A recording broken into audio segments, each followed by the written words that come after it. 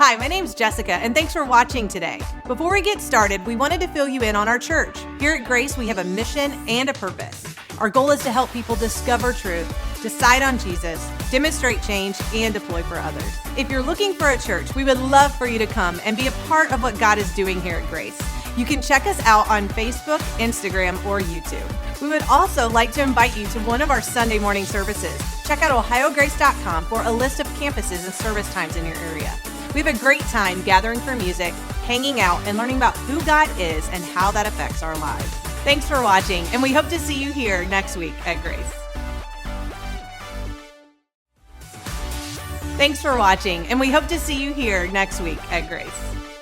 Church, glad to see you guys here this morning. Over the last 34 weeks, all right, we have been walking through, as a church family, the story of Jesus. And next week, we're going to wrap all this up. I know I've talked to you over the last 8 months. I've talked to many of you guys about the series, and kind of the thing that I feel like I've heard over and over and over again is we all get the beginning, Christmas, right? We all get what happens at the end, Easter. It's the stuff in the middle that a lot of us are like, I didn't know that happened. All right, I've heard you guys say, I didn't know he said that. I didn't know he did that. I didn't know this went down. I didn't know it went down like that. It's just all these things. See, there's something in us, or there's some part of us that we all love a good story. I mean, that's why some of you guys are really into your books, okay? Or you really like movies. That's why we got to finish our Netflix series, even if we're not enjoying it, just because we got to finish it because we want to know how the story ends. Like we're all the same in that. And so what we have in the New Testament is that we have Matthew, Mark, Luke, and John, who are all documenting the same story, right? It's the story that we've all heard of. It's God came down. He lived a perfect life. He gathered some followers. He said a bunch of good things. He did a bunch of incredible things. And then eventually he was betrayed and arrested and then put to death. And he was put to death because he claimed to be God, but he didn't stay dead. He came back. Like, it's the story that we've all heard. And so Matthew, Mark, Luke, and John, they all tell the same story, but each guy gives different details. I mean, it'd be the same for you. If you, let's say, went to a movie this afternoon, or let's say a few of you guys went to a movie this afternoon, and so I saw you, we ran into each other at Walmart or something, and so I'm like, hey, how was the movie? I'm not planning on going and seeing it. Why don't you just tell me what happened, okay? Each person that I asked, you guys would all give me the same storyline, but you would emphasize different parts of the story. You'd emphasize different details. And so that's how it is really in what we call the Gospels, in these guys' accounts. Picture it like this. A few years ago, I used to run our Kalahari retreat. Okay, a lot of you guys are familiar with this. If you don't know what that is, our Kalahari retreat is one of the best things that our church does, 100%. We do it up at the Kalahari Indoor Water Park up in Sandusky, big kind of resort up there, and it's for our middle school and our high school students. And we've been doing this for a long time. Our church is the one that kind of runs this, and a few years ago, I mean, at one point we had 2,600 students and adult leaders from 5 different states. It's a lot of work, and it's a really big deal. And so a few years ago, Tiffin campus was starting, and so I knew I kind of had to pass this lovely box of joy along to somebody else to do, and which I will admit that I was pleased to do that. And so I passed it along to Pastor Mike and Pastor Luke. All right, and so I decided, hey, we need to kind of get them introduced to some of the players at Kalahari, some of the people who can get things done up at the resort. And so I brought them to this, what we call a pre-con meeting. Okay, that's like pre-convention thing that they always set up with all their groups. And so I brought them to that, and I remember, I'm like kind of stressed. I'm like, dude, we got to make a good first impression with you guys. Like, these guys can make or break the retreat. You need to be on their good side. It's like all that kind of thing. These are like the top people within the resort. And so we go there, and Mike had his backpack. That was one thing that still kind of bothers me to this day. I'm like, dude, you look like a college kid. That's not the look we're going for here. It's not cool. We're going for, control, like professional. That's what we're looking for. And so we walk into this boardroom. They're all waiting for us, all right? It's a big conference room table. Everybody's in suits. They got the fancy little desserts at each place, which is awesome. And then everybody is like at attention behind their leather seat, all right, waiting for us to come in. And so we walk in, and the general manager comes. He's the top guy. He comes and he introduces himself to both Mike and Luke. And I'm kind of, saying, hey, this is Mike and Luke. They're going to be taking over. And so he shows us where we are to sit. And then he introduces us, I think, to one more person person next to him. But then he says, hey, before we go around, instead of going around the table and introducing everybody, with these two new guys that they didn't know, he says, why don't we just sit at our seats, at which we were at the head of the table. Why don't you guys just sit at your seats, and then we will go around and introduce ourselves and tell you kind of what we're in charge of and what we do, which sounds like a pretty good idea, all right? That's going to save a bunch of time. And so I'm like, all right, sounds good. And Mike blows past the guy, okay? And so he goes around the guy, and he starts introducing himself to every single person. He's like, hey, I'm Mike Miller. Okay, nice to meet you. He goes to the next person. Hey, my name's Mike Miller. What's your name? Oh, okay, all right, that's cool. All right, nice tie. Okay, moving on. Hey, I'm Mike Miller. He goes, and he starts doing that, and I'm like, no. The guy literally just said, let's not do this. And there goes Mike, and Luke followed him, and I was just like, no, what are they doing? And he just completely ignores what the guy says. I remember, and there's like, 12 or 14 people, okay, around this table. So it takes like minutes, and we're all just standing there waiting patiently as Mike and Luke slowly make their way around the room and around the table. And I remember the general manager looking at me, and it's kind of like the look of like, this is what you got? These guys, and I'm just like, yeah. That's what's going on. And so it's like that, telling a story. Like if you were to go ask Mike how that all went down, you would get the same story, because that's what happened, unfortunately. I got to watch the whole thing, right? But he would give you slightly different details. See, he would tell you, well, I didn't hear the guy say that. All right, I was just trying to be nice. He told me this week, he's like, I blacked out. I was just so nervous. I didn't know what to do. And so I was like, I'll just do the nicest thing. I'll go and say hi to everybody. And so he went and did that without thinking. And if you were to ask Luke, you'd be like, Luke would tell you, well, I was just doing what Mike did. I don't know. I was just following him. I was third in line. So I was just doing what he did. That's what Luke would say. See, that's how it is with what we call the Gospels. With Matthew, Mark, Luke, and John, each of them documented what happened with this Jesus guy, but they detail it in different ways. And so the question that you should think about is this: is Matthew, Mark, Luke, or John a reliable account of actual events? Like, that's the question, right? I mean, think about it. When it comes to Christianity, that's really maybe one of the foundational questions that we could possibly ask. Because think about it. If they are reliable accounts of actual events, like if they are, then what they say about Jesus logically has to be true. And if what they say about Jesus is true, then you should lean in and you should pay attention to what they have to say, regardless of what you believe, regardless of your background, regardless of your experiences. You should lean in and pay attention to the story. See, last week we left off with Jesus' body hanging on a cross, and he has just died. And everybody is staring because there's this huge crowd. They've all watched it happen. And in the back are some of Jesus' followers. They're watching in disbelief. And most of the followers at this point in the story, they had left the city. They had ran thinking that they might be next. And so what do we have, right? We have no Christians in this moment. There are no believers. There's nobody going, oh, it's going to be okay.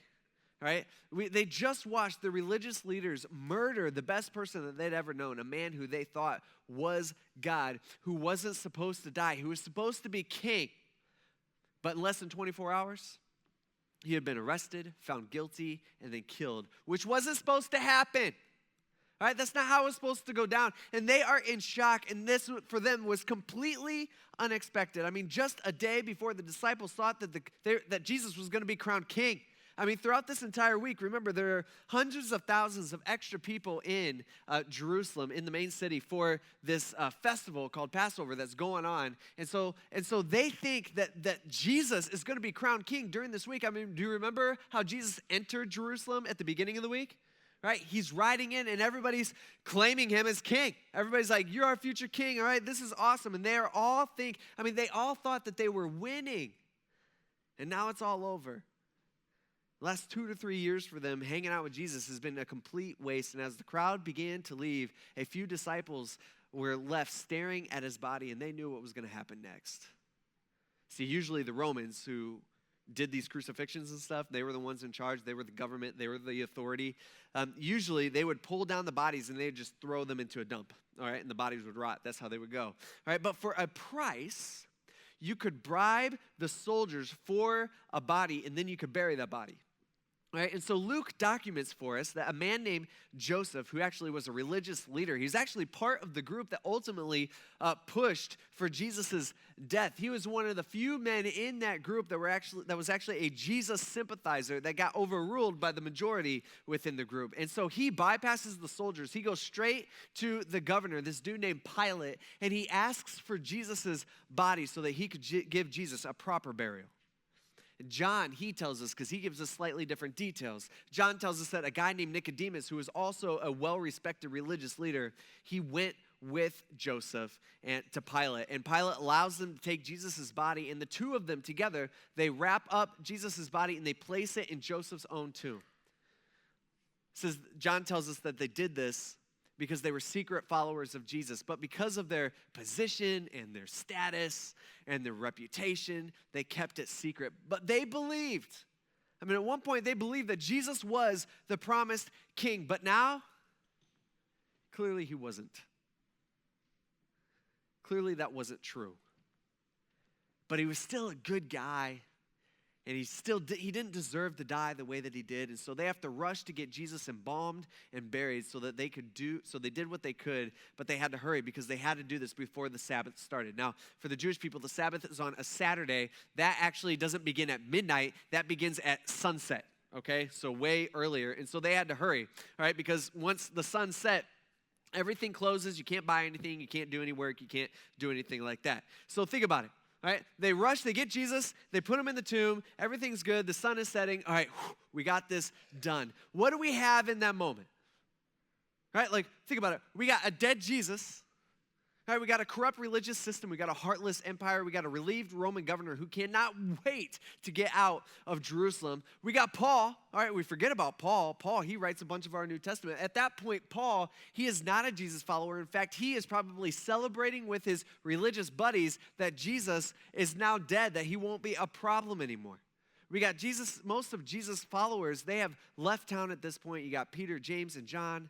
They're still there, but they're hiding behind locked doors, trying to figure out, all right, how they are going to get out of the city and trying to figure out what they're going to do next because they have no Messiah, they have no Savior, they have no hope. See, that's the thing we got to understand is that when Jesus died, hope died with him.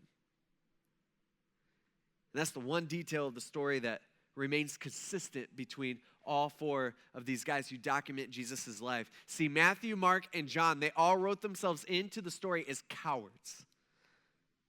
See, there were no believers.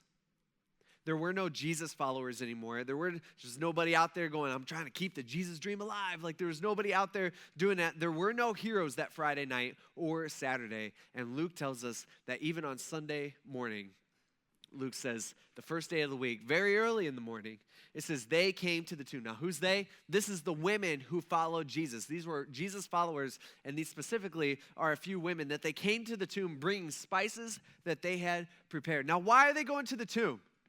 Like, what's their plan here, right? They expected Jesus to do what dead people do, which is stay dead. All right, that's what they expected. And so they got these spices.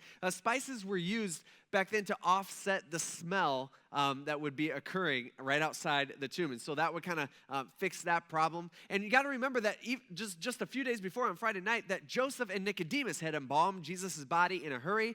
John gives us the detail that they actually used 75 pounds of spices for that, all right, which sounds crazy to me. Sounds like a lot, right? I don't know, some of you guys are like, some of you ladies got all kinds of spices maybe, I don't know. But 75 pounds, that's a lot. But apparently, I'm just throwing this out there, it sure looks like the women didn't think that the men did a good enough job, so they go to fix it, okay? Women, does that sound familiar? Like if the dude's in charge of the cleanup, like if the man's in charge of the cleanup, someone's got to go clean up the cleanup. Like, is that how it works? Okay, all right, that's what's going on here. And so Mark tells us in his account, he says that the ladies, as they're walking, they got their, they're all lugging their spices and they're on their way, and that they start realizing like, dang it, we forgot to bring the 4 or 5 guys that it would take to move the stone or move the rock that's in front of the tomb. And this stone would have been like 6 foot tall. It would have been a few hundred pounds. I mean, this is a pretty big thing. And so they are on their way and they're like, shoot, we got a problem. But Luke says that when they get there, they found the stone rolled away from the tomb, which is odd, right? That's weird. And then they went in, but they did not find the body of the Lord Jesus either. Also weird. And they were perplexed about this. I mean, that morning, the women were expecting a dead Jesus. I mean, that's what they're expecting. They're expecting to clean up the cleanup. They are not planning on any sort of resurrection. See, I feel like for a lot of us, the way we view this morning, every Easter we think about it at least once a year. We're like, okay, what did this look like? It's almost like we think there's a bunch of people, maybe this is from pictures and stuff, like there's a bunch of people waiting for, the lights like shine out of the rocks, and it's like, oh, Jesus is risen, like the sun's coming up, and it's just all this crazy stuff. All right, nobody was there. I guess there's a couple soldiers that were there, but they were asleep, so they didn't get to see any of it. But there's not like a bunch of Jesus groupies showing up in their lawn chairs with stuff for Jesus to sign, like, hey, once you resurrect, I want you, once you rise from the dead, I want you to sign my shirt, all right, or anything like that. There's nobody counting down. There's nobody going, okay, he said 3 days. This is the morning of the third day. Let's go. 3, 2, you're ready, Jesus? Okay, go. There's nobody there for this. See, these ladies, they're going there early. They're not looking for a miracle. They're looking for closure. The story was over. It was time to move on. Luke says, suddenly, 2 men stood by them in dazzling clothes. Right? Now, Luke, you got to remember, he's describing the scene as the eyewitnesses that he is interviewing describe the scene to him. And so these eyewitnesses, which are one of these ladies, or maybe a few of these ladies, right, they're saying, yeah, these like 2 guys in like white clothes, it was kind of crazy, right, these men, they stood there. But Matthew tells us in his account, he says, yeah, technically, sure, they look like men, but technically, these guys were angels. And so these angels, they show up, and the women were terrified, which is the normal response that we've seen as much as I can remember, every single occurrence within the Bible, when people rub shoulders with angels, all right, people start freaking out. All right, that's what happens. It's not like, oh, my buddy angel, like that doesn't happen. All right, they are terrified, which is consistent every time an angel shows up. And they bow down, they fall down to the ground, and the angel looks at them, he says, why are you looking for the living among the dead? All right, ask the men, well, what are you guys doing? All right, he is not here, but he has risen. Now, I don't know this for sure. This next part I'm just kind of make up because you can't read tone, okay? I don't know what the tone is with this angel. If he's like, I don't think he was mad, right? I don't think he's like scolding them. I think this angel's probably pretty pumped. I'm just saying, this is the best thing that has ever been done in the history of the universe. My guess is that the angel these 2 guys angels who completely know everything that's like going on, he's like, dude, do you guys know what just happened? All right, where were you guys? You guys missed it. Like I'm saying, I bet this angel's like, hey guys, he is like, they are ready. And I bet the other one's like, hey, don't rush it. Do it as we practice. Calm down, just breathe a little bit. He's like, okay, all right. Hey guys, you looking for Jesus? You looking for Jesus? Yeah, guess what? Well, he's not here. He is not here. Wait, you're looking for Jesus of Nazareth, right? Like the one who died on the cross just a few days ago? That guy? All right, we're talking about the same Jesus? Okay, all right, that's cool. Yeah, he's definitely not here. Would you look around? Why don't you come on in? All right, look, come on in here. Yeah, he was right there. He's not there anymore. He is gone. You can look over there. He's not over there, not over here, not over here. He didn't walk out. All right, he is just not here. Do you see him anywhere? Didn't think so. Okay, because he is not here. You know why he's not here? Yeah, well, you rose this morning. Where were you? You completely missed it. All right, and it was awesome. All right, you missed it. Don't you remember, he says, how he spoke to you when he was still in Galilee? He told you this was going to happen, and you guys completely missed it. Remember, he said, it is necessary that the Son of Man be betrayed into the hands of sinful men, be crucified, which he was, and rise on the 3rd day. You remember that? He told you guys. And then they remembered Jesus' words. And when the women hear this, they run back to the boys to tell them, who are probably still sleeping. It's early, okay? Give them a little bit of a break. It says, returning from the tomb, they reported all these things to the 11 and to all the rest. I mean, they're all like hunkered somewhere, all right? And it says Mary Magdalene, got Joanna, Mary the mother of James, and the other women with them were telling the apostles these things. So they run back to the guys, and here's Luke. He's very specific. This is one of the things I like about Luke. He is into the details. Here he is. He's like name-dropping people, all right? He's just like, hey, it's almost like he's saying, and remember, he's writing to first century people. He's writing to people who are alive during this time. It's almost like he's saying, fact check me, I dare you. okay? You don't believe me? You don't believe this is true? I know it sounds crazy. Go ask Mary. Mary was there. She was actually the one that saw everything. All right, why don't you go ask Joanna? Joanna was there, or James' mom. James' mom was there too. Why don't you go ask her? All right, that's what he's doing. He's giving out these details saying, fact check me. Go ask them if you don't believe me. It says, but these words to the disciples seemed like nonsense to them, and they did not believe the women. I mean, they're all probably saying the same thing, like, dude, you had to have been at the wrong tomb. All right, did you take a second, or did you take a left on 2nd Street? Like that, did you go the right way? Like, I think you went to the other one. Okay, no, there's a bunch of new ones that are empty over there. All right, no, you were at the wrong tomb. Somehow, which is crazy to me. All right, up to this point, the disciples have completely missed it. All right, Jesus told them over and over and over again what was going to happen. This is what the angel's saying. The angel's just like, he told you. He told you what he was going to do, and he did it, and so why are you surprised? All right, don't you remember? That's what the angel's saying. I mean, this is what Luke said way back. I mean, we probably talked about this like 6 months ago in Luke 9, all right, long time ago.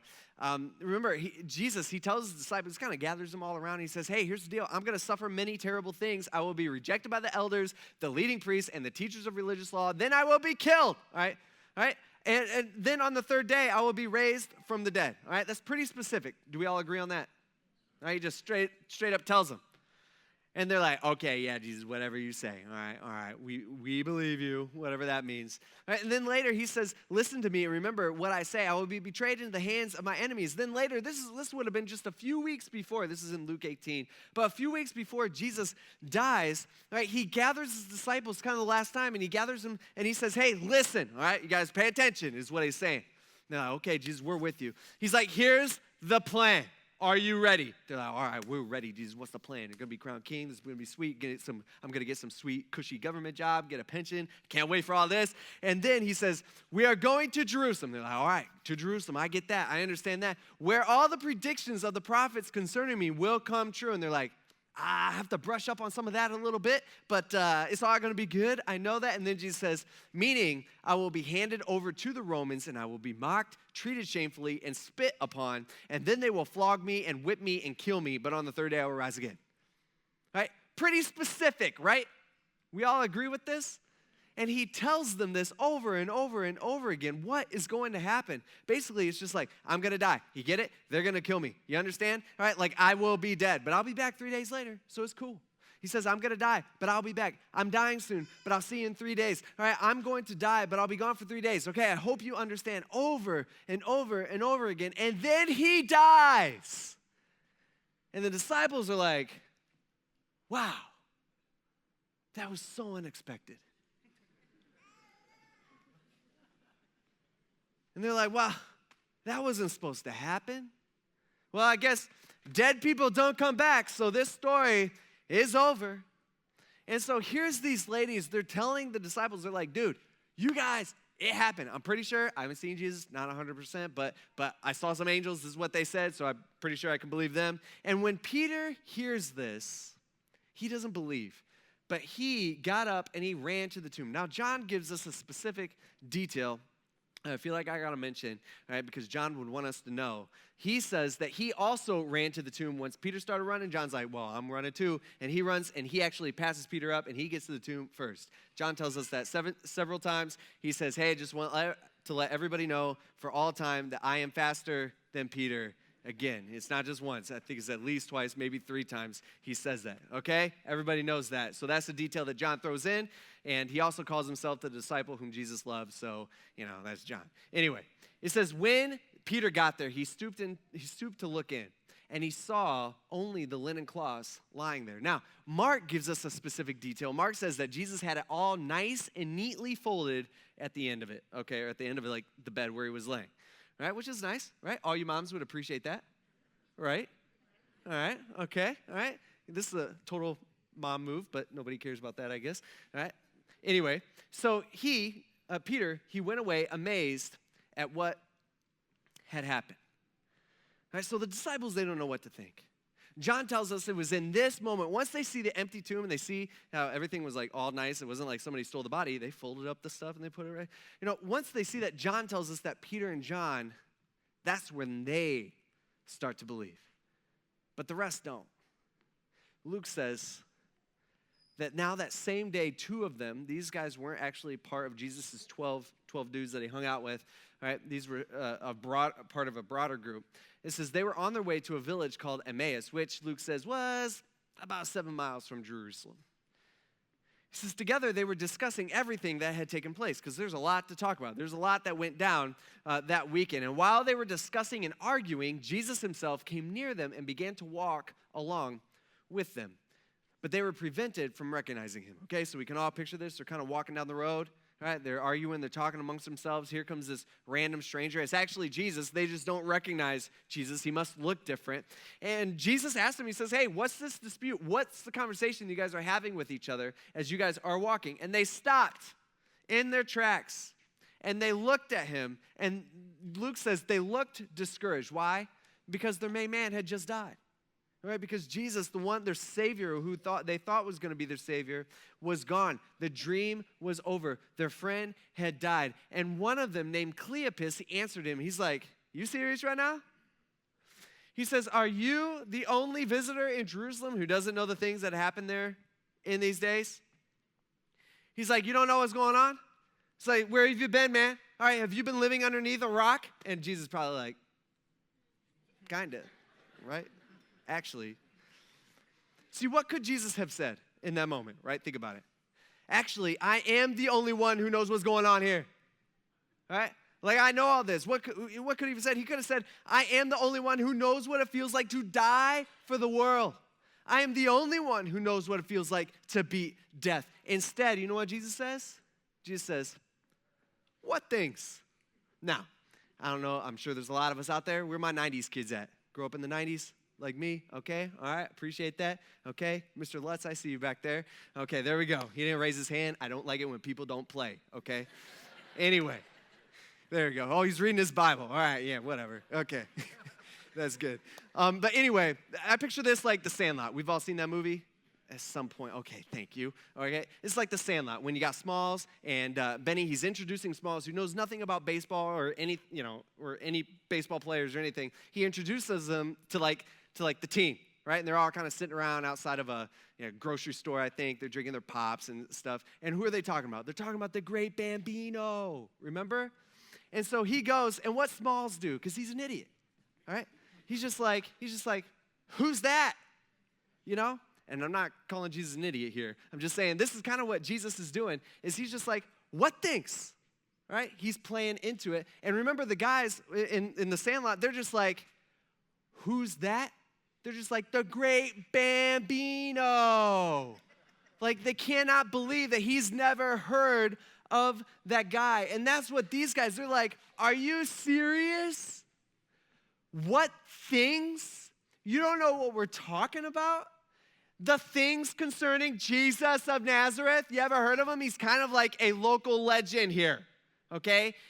Everybody knows of Jesus. He was a prophet, powerful in action and speech before God and all the people. That guy, you heard of him? Is this starting to ring a bell for you, man? He says, and then our chief priests, you know what they did? And our leaders, they handed him over to be sentenced to death, and then they crucified him. You don't know anything about this. You haven't heard any of that, but we were hoping. But that hope's gone, that he was the one who was about to redeem Israel, that the Old Testament promised us. And besides all this, it's the third day, which is kind of crazy. And check this out. Since these things happened, moreover, some women from our group astounded us, because this morning they arrived early at the tomb. And when they didn't find his body, they came and they reported that they had seen like a vision of angels. I'm not quite sure what happened. What do you think? I don't know. It's like a vision of angels, or maybe they actually talked to a couple angels. We're not 100% sure. But they said that he was alive. And some of those who were with us, they went to the tomb and they found it just as the women had said, but they didn't see him. They're like, it's a crazy story. I know, and what's crazy is they don't realize that they're talking about Jesus to Jesus. All right, a little embarrassing. And the question is, how is Jesus going to respond? And Jesus says to him, he says, how foolish are you? It's almost like he's saying, didn't you pay attention in class? Like, this is the whole point of the whole thing, right? right? When Jesus is dying, all right, he's like, you guys are idiots, is basically what he's saying. Come on, guys, like how slow you are to believe all that the prophets have spoken within the Old Testament, how slow you are to believe what the Bible has to say. He says, wasn't it necessary for the Messiah to suffer these things and enter into his glory? Isn't that what the Old Testament says? Then, beginning with Moses and all the prophets, basically from the beginning of the Old Testament to the end, he interpreted for them the things concerning himself in all the scriptures. See, Jesus doesn't show up to these guys and say, ta-da, or hey, boys, how's it going? He doesn't do that. That's not what Jesus does. What he does is he takes them through the Bible. He takes them to God's words, and he marches them through the entire Old Testament with these guys, and he tells them what it means. And basically what he's saying all of it in general, all this points to the Messiah who is going to come and was going to suffer. And what's crazy is at this moment, they still don't know that they're hanging out with Jesus. Like, they still don't get it. It's still not clicking in their heads. And so they keep walking, and they came near a village where they were going, and Jesus gave the impression that he was going farther, that he was going to continue down the road. But they urged him. They're like, hey, man, it's getting dark out. All right, stay with us because it's almost evening, and now the day is almost over. And so Jesus is like, okay. And so he went in to stay with them in Emmaus, the town. And it was as he reclined at the table with them that he took the bread, and he blessed it, and he broke it, and he gave it to them.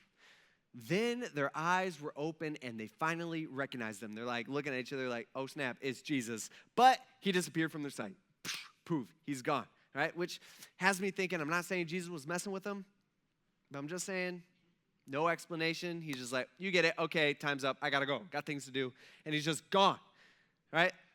And so they said to each other, they're like, okay, like that was weird. They're like, weren't our hearts burning within us while he was talking with us on the road and explaining the scriptures to us? It's starting to click. They're like, so that's how he knew his Bible so well. Now it all makes sense. He knew that stuff way more than us. And that very hour, they got up and they ran back to Jerusalem, the 7 miles, and they found the 11 and those with them. They are still gathered together. And John tells us that they are still John tells us that they're still behind locked doors and they're still in hiding, these guys. They're still scared. And when these two guys, Cleopas and these two guys, enter into the room, right, the whole group of people, they're like, Cleopas, you won't understand, or you won't believe it. The Lord has truly been raised, just like the girls this morning said. And he has appeared to Simon, who is Peter, okay? And so these guys are like, guess what? Peter saw Jesus, or at least Peter claims to see Jesus. And I think these guys are probably the biggest one-uppers there are in the history of one-upping. Okay, we all know what that is, all right? When you got something cool and you tell somebody and they're like, well, I did something better than you, and they one-up you, okay? That's what I think these guys did, or at least they had the perfect opportunity. They're like, oh, okay, Peter got to see Jesus for like 5 minutes. That's cool. Well, we hiked with him all day, and then we had a one-on-one tutoring session with him, and then we rounded out the evening with a nice dinner together, okay? Like, that's definitely a one-up than Peter. And so they tell him that. And he says, they begin to describe what had happened on the road and how he was made known to them. And Mark tells us the disciples, or most of them, at least the majority of them, still don't believe. They're still like, yeah, right. You, the women, Peter, you guys are all making this stuff up.